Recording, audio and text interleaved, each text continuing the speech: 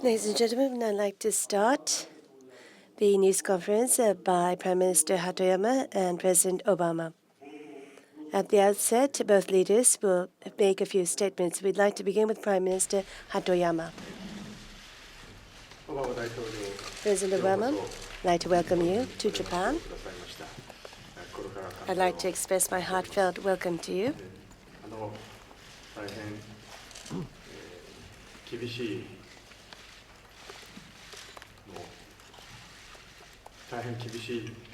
It is very hard, despite the tragedy of the mass shooting in your country, that you have taken time out of your busy schedule to come and join us here today. We're very thankful to you. And today we have had a 90-minute, very intensive discussion. I'm very happy to have had this opportunity to hold this discussion. Well, we've come to call each other Barack and Yukio. I think we've grown quite accustomed to calling each other by our names. And we did cover a lot of ground today. First, for Japan's diplomacy, the U.S.-Japan alliance is the cornerstone. And this is one thing that I've stressed. But as time changes and as the international environment changes, there is a need for us to further develop and deepen the U.S.-Japan alliance to make it even more constructive and future-oriented alliance. And this was what I proposed today. And the U.S.-Japan alliance, well, actually, it so happens that next year marks the 50th anniversary of the revision of the U.S.-Japan Security Treaty. And starting from today, we'll be spending a year to start a new process of deliberation. And I have made this proposal, and President Obama has given his consent and support towards this idea.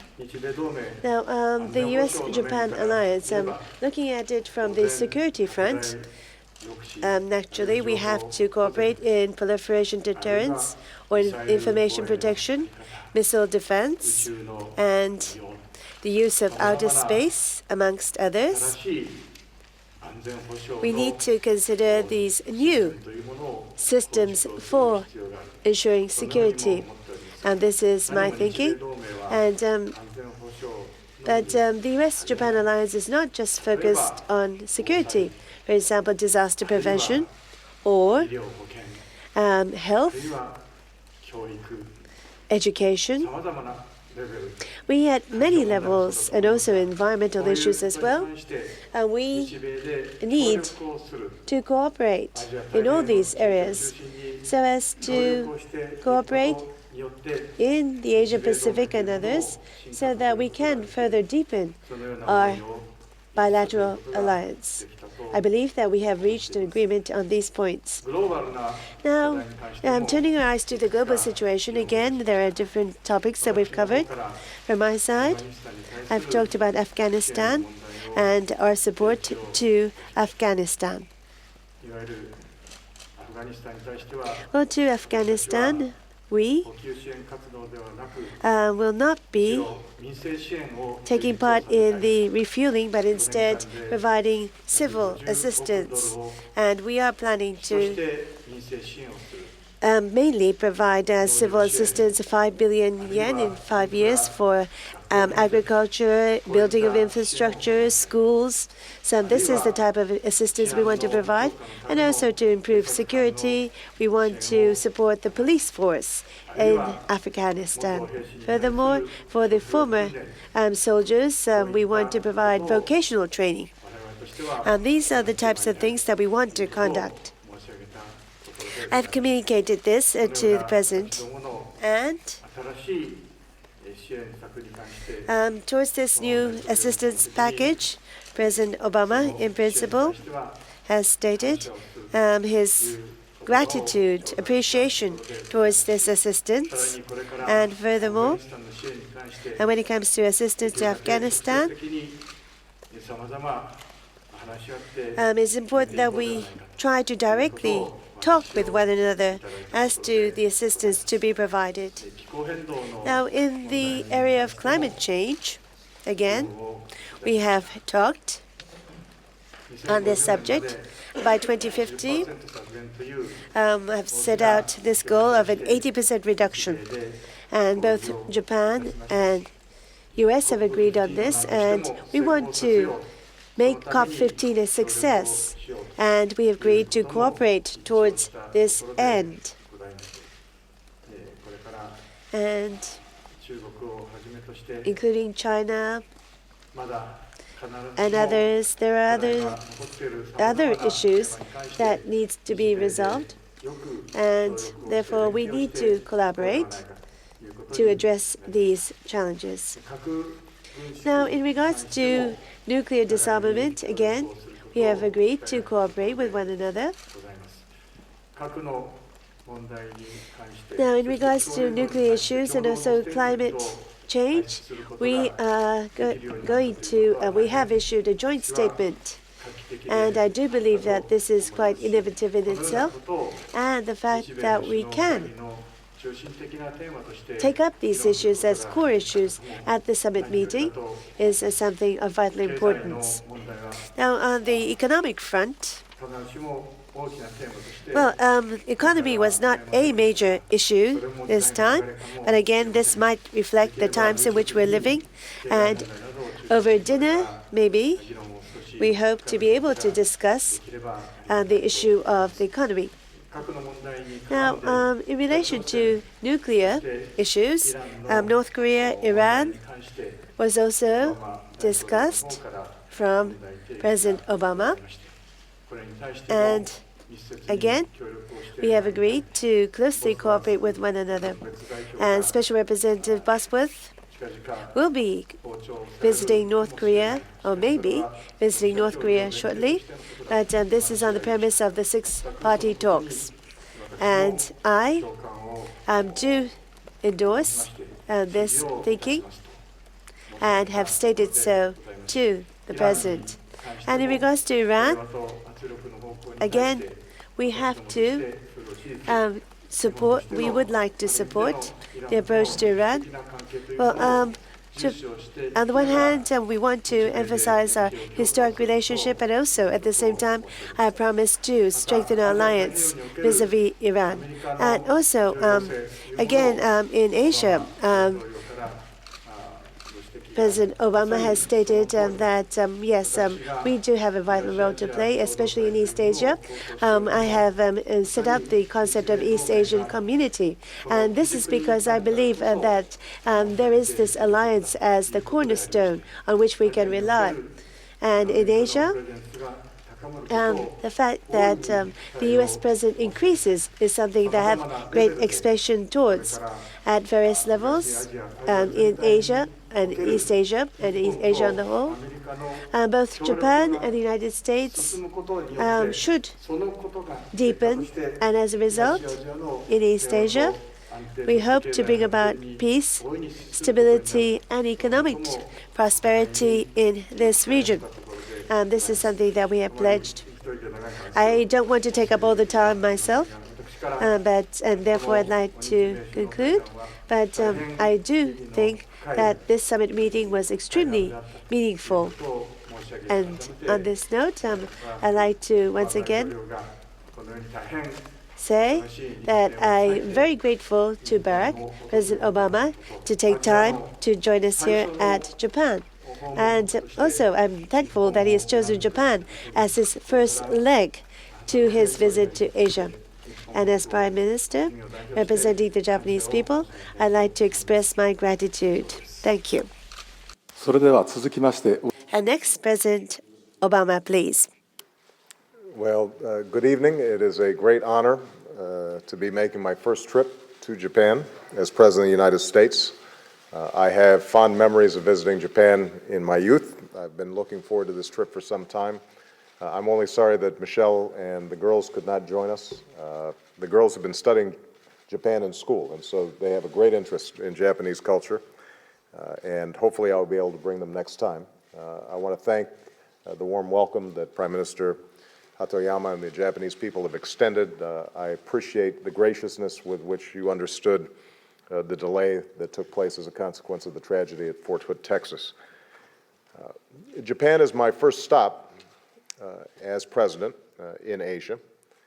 I began my trip here in Tokyo because the alliance between the United States and Japan is a foundation for security and prosperity, not just for our two countries, but for the Asia-Pacific region. In a few months, we'll be marking the 50th anniversary of our alliance, which is founded on shared values and shared interests, that has served our people so well and has provided peace and security for the region in an unprecedented way. That anniversary, as Prime Minister Hatoyama pointed out, represents an important opportunity to step back and reflect on what we've achieved, celebrate our friendship, but also find ways to renew this alliance and refresh it for the 21st century. Both Yukio and I were elected on the promise of change, but there should be no doubt as we move our nations in a new direction, our alliance will endure and our efforts will be focused on revitalizing that friendship so that it's even stronger and more successful in meeting the challenges of the 21st century. It's essential for the United States, it's essential for Japan, and it's essential for the Asia-Pacific region. Throughout my trip and throughout my presidency, I intend to make clear that the United States is a Pacific nation, and we will be deepening our engagement in this part of the world. As I said to Prime Minister Hatoyama, the United States will strengthen our alliances, build new partnerships, and we will be part of multilateral efforts and regional institutions that advance regional security and prosperity. We have to understand that the future of the United States and Asia is inextricably linked. The issues that matter most to our people, issues of economic growth and job creation, non-proliferation, clean energy, these are all issues that have to be part of a joint agenda, and we had very productive discussions about these issues this evening. It's true that because of the strength of our economic ties, that was not the first item on our agenda, but we are fortunately going to have the opportunity to spend a lot of time discussing that in Singapore in the coming days. As the world's two leading economies, we have spent a lot of time working together in the G20 to help bring the world back from the brink of financial crisis, and we're going to continue to work to strengthen our efforts so that we can expand job growth in the future. We will be discussing with our APEC partners how to rebalance our deep economic cooperation with this region to strengthen our recovery.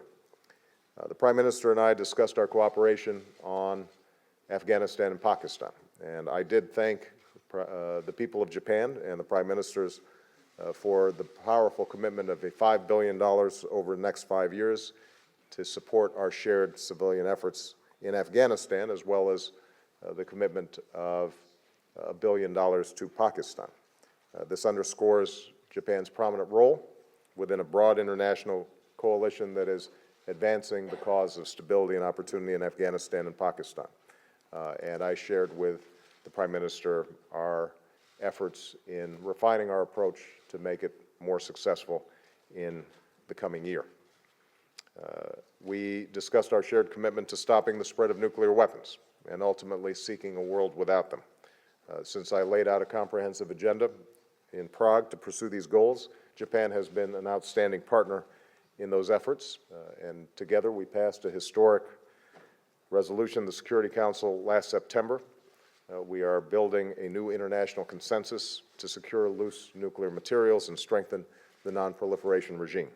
And to that end, we discussed both North Korea and the situation in Iran, recognizing that it's absolutely vital that both countries meet their international obligations. If they do, then they can open the door to a better future. If not, we will remain united in implementing UN resolutions that are in place and continuing to work in an international context to move towards an agenda of non-proliferation. Finally, we discussed our partnership on energy issues and climate change. The United States and Japan share a commitment to developing the clean energy of the future, and we're focused on combating the threat of climate change. This is an important priority for us. I know it's an important priority for the people of Japan, and we discussed how we can work together to pave the way for a successful outcome in Copenhagen next month. So I believe that we are off to a very successful start. I'm looking forward to continuing the conversation during dinner, as well as we both travel to Singapore. And I'm confident that we will continue to strengthen the U.S.-Japan alliance so that it serves future generations. Thank you very much. Thank you very much. Now I'd like to proceed to questions. I will appoint the person, and once you're appointed, please come to the microphone, state your name and affiliation, and also to whom. Please make clear to whom you want to pose your question. On behalf of the Japanese press, please. Fuji Television, Matsuyama is my name. I'd like to ask both leaders. First, to Prime Minister Hatoyama, you have stated that you'd like to see Japan enjoy a more equal relationship with the United States. In talks about Afghanistan and also the ending of the refueling operations and global warming and nuclear disarmament, do you think that you're able to talk as equal partners and gain understanding on this point, especially on the Futenma relocation? How there is the observation that this will be a difficult issue to resolve, but how did you explain about how to resolve and the timeline for resolving this issue? And to President Obama, you are a proponent of a nuclear-free world, and you've stated, if possible, you'd like to visit Hiroshima and Nagasaki while in office. Do you have this desire? And what is your understanding of the historical meaning of the A-bombing in Hiroshima and Nagasaki? Do you think that it was the right decision? And also, considering the North Korean situation, how do you think the U.S.-Japan alliance should be strengthened, and how should both countries cooperate in the field of nuclear disarmament? And also, on the Futenma relocation issue, by when do you think the issue needs to be resolved?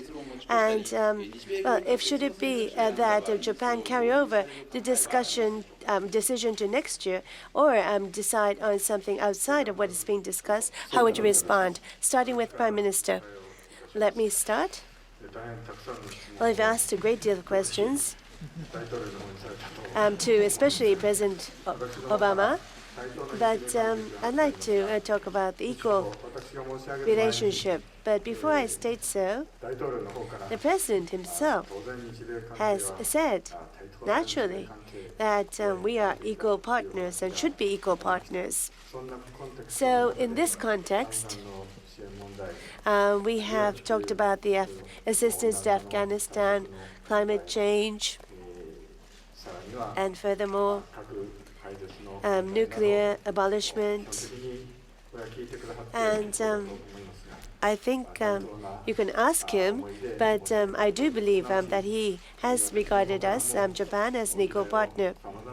I have raised a number of issues on my side, and I think this is proof of our equal partnership. On the issue of the relocation of the Futenma air station, and in regards to this issue, well, to give you the conclusion, there is the high-level working group. We've set up this group so as to be able to resolve the issue as early as possible. I've stated this, and my commitment was also expressed during our talks. But before that, I have explained why we have this discussion.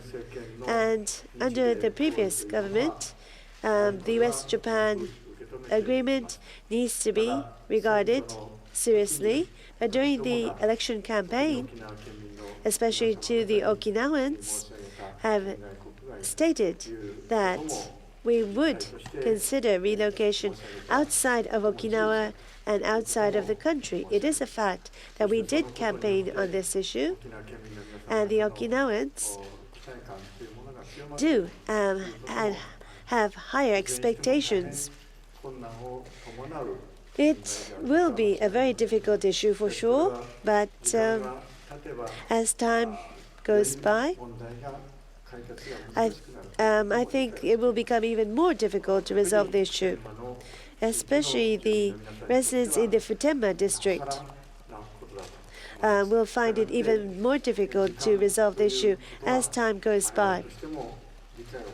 So we do understand that we need to resolve the issue as soon as possible, and we'll make every effort to resolve the issue as quickly as possible within the working group.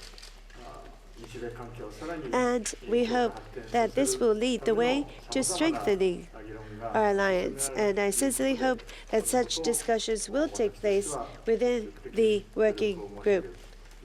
And this is something that I've communicated to the President. President, please. Well, first of all, I am impressed that Japanese journalists use the same strategy as American journalists in asking multiple questions. Let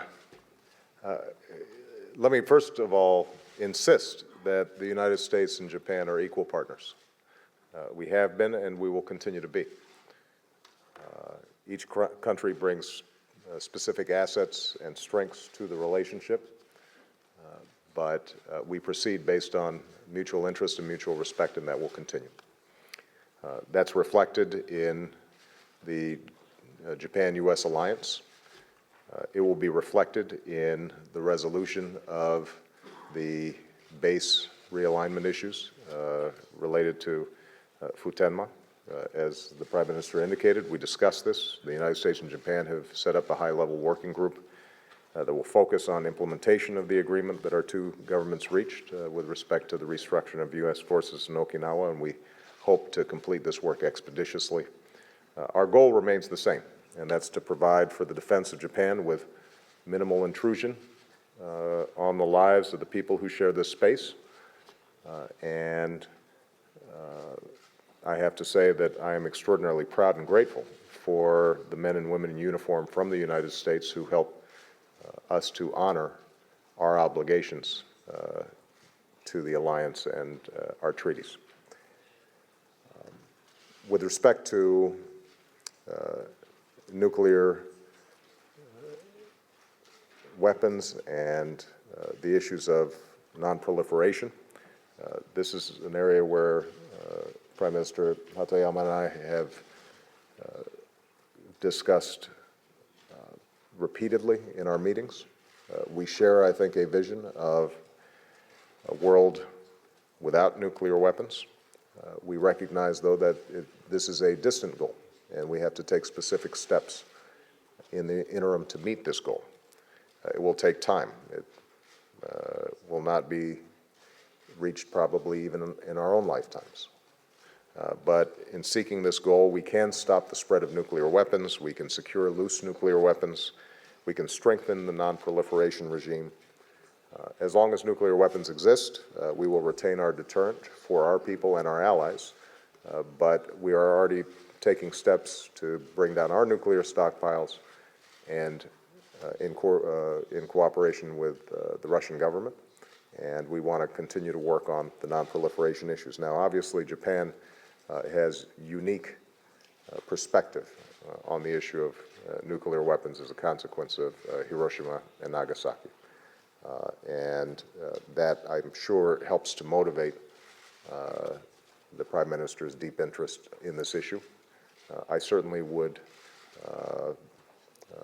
be honored, it would be meaningful for me to visit those two cities in the future. I don't have immediate travel plans, but it's something that would be meaningful to me. You had one more question, and I'm not sure I remember it. Was it North Korea?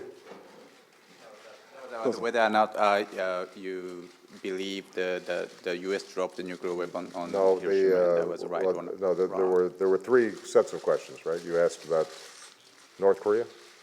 Yeah, North Korea as well. Yeah. Yes. With respect to North Korea, we had an extensive discussion about how we should proceed with Pyongyang Obviously, we were disturbed by the testing that took place, some of the belligerent actions that had taken place in an earlier period of this year. We have continued to say that our goal is a non-nuclear Korean Peninsula. That's vital for the security of East Asia.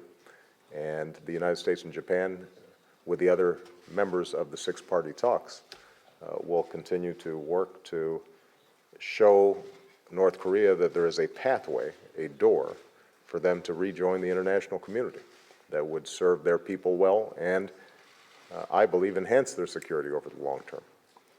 They have to walk through that door. In the meantime, we will continue to implement the sanctions that have already been put in place, and we will continue to coordinate closely with Japan and the other six-party members in helping to shape a strategy that meets our security needs and convinces Pyongyang to move in a better direction. Okay. Jennifer Levin with AP. Questions fewer in number.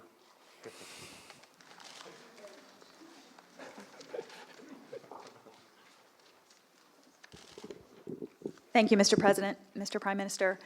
President Obama, how can you assure the American people that a trial of Khalid Sheikh Mohammed, now that your administration has now decided will take place in a civilian court in New York, will be safe and secure, but also not result in an innocent verdict for him?